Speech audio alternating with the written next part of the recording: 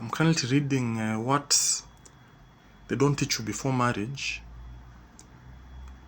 by renowned author Mwancha Okioma. I'm currently in chapter 4.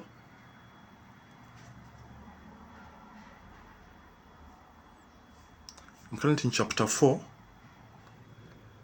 of the book. It's a very insightful book. It's got a very impressive CV. If you do a background check, he's got a very impressive CV. He comes from Kitutu. He comes from Kisiland, this in Kitutu Masaba, and he also did work at the Pan-African Parliament. So it's quite a read.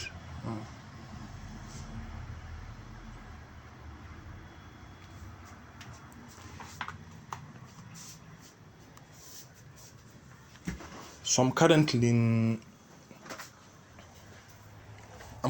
chapter 4. This is now page 50, where it talks about I'm reading about the visiting of newborn and the hidden agenda. Then I'll continue to the first haircut.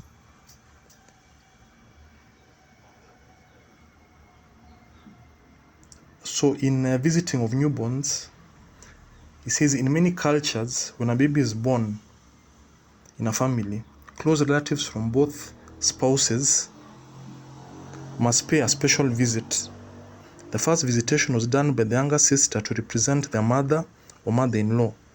On the part of the wife, the sisters were sent with both cooked and uncooked food. After this, one sister was usually left behind to help the sister until she was strong. Besides the visit by the sisters and younger friends of the spouses, the mothers-in-law of the spouses could arrange visits to welcome the newborn. It is important to note that these visits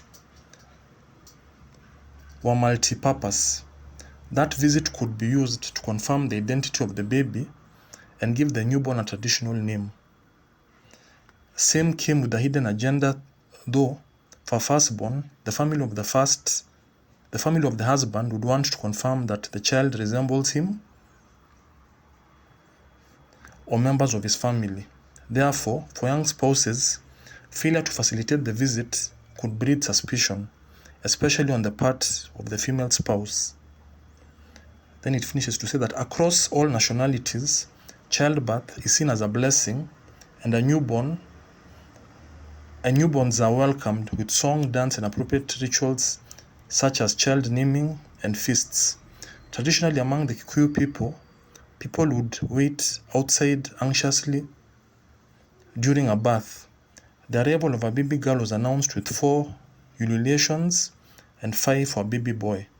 While the custom is now impractical, given that babies are born in hospitals, it is still held dearly by most women, such as grandmothers, who still fulfill that requirement by ululating appropriately the first time they meet the baby. Most tribes would frown at today's trend to have ultrasounds to check the sex of the baby before birth. It is taboo to speculate about an unborn baby. Granted, traditions and beliefs are changing fast and aligning with modern science.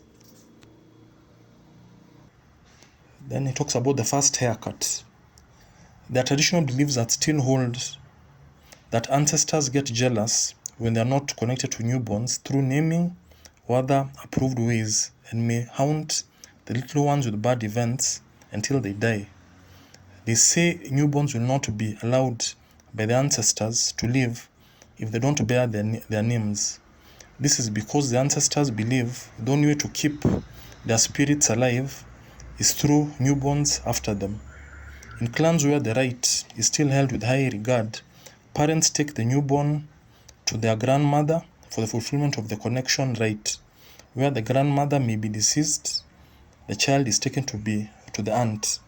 Shaving symbolizes the acceptance of newborn in the family when paternal grandparents refuse to shave the baby. It mean they don't approve of the marriage relationship between the spouses.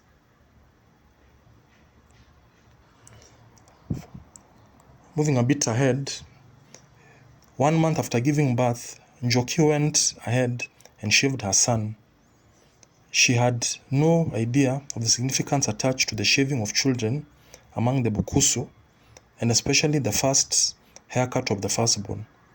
On part of Wafula's mother, she didn't bother informing her daughter-in-law Njoki because she thought that all young mothers were aware of this age-old tradition.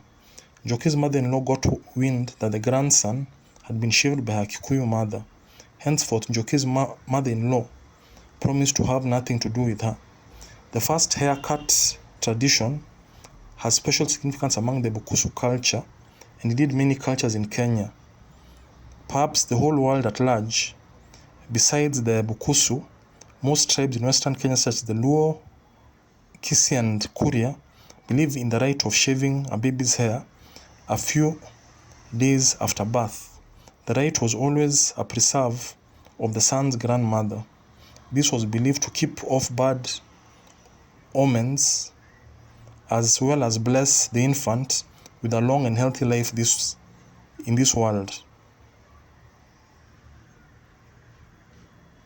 So it's quite a read, as very good insights that are coming in.